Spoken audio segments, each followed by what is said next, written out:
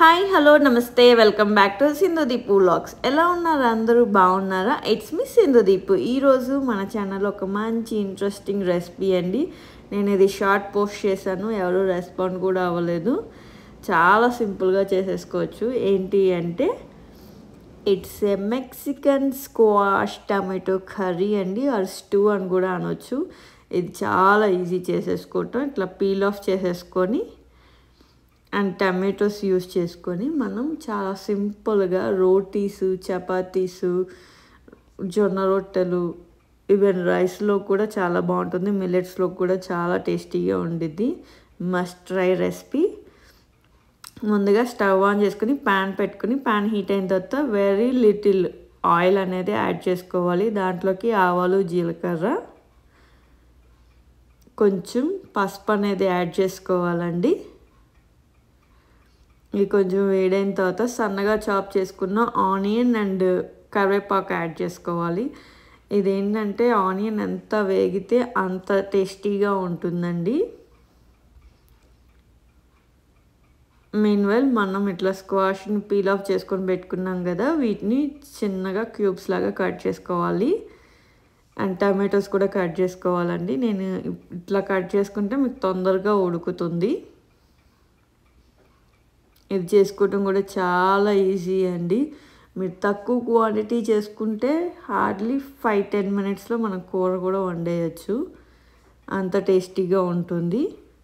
మీరు ఇదే కర్రీని టమాటో వేసుకోకుండా కొంచెం సాల్ట్ వేసుకుంటే తొందరగా కుక్ అవుతాయండి.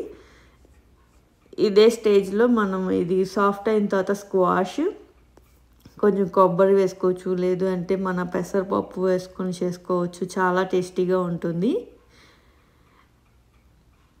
మనకి ఆల్మోస్ట్ ఇప్పుడు కొంచెం వాటర్ అనేది రిలీజ్ అయింది కదండి. ఇప్పుడు మనం టమాటో యాడ్ చేసుకుంటున్నాము.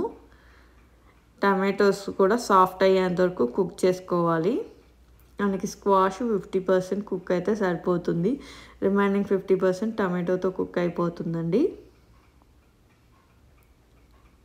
మీరు దీన్ని స్క్వాష్ని ఆమ్లెట్లో యూస్ చేసుకోవచ్చు, స్ప్రెడ్ చేసుకొని, లేదు అంటే ఇట్లానే దీంట్లో మన కందిపప్పు ఉడకబెట్టుకొని యాడ్ చేసుకుంటే ఇంకా టేస్టీగా ఉంటుందండి.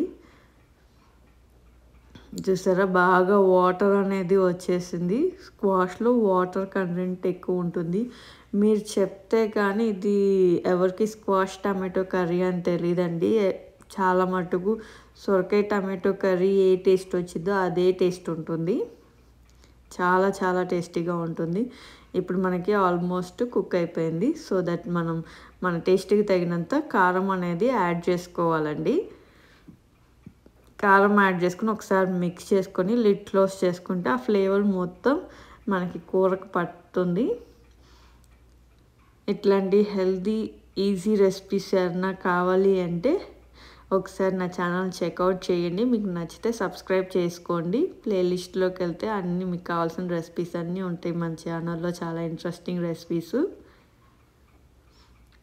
ఇప్పుడు మనకి కుక్ అయిపోయింది కదండి.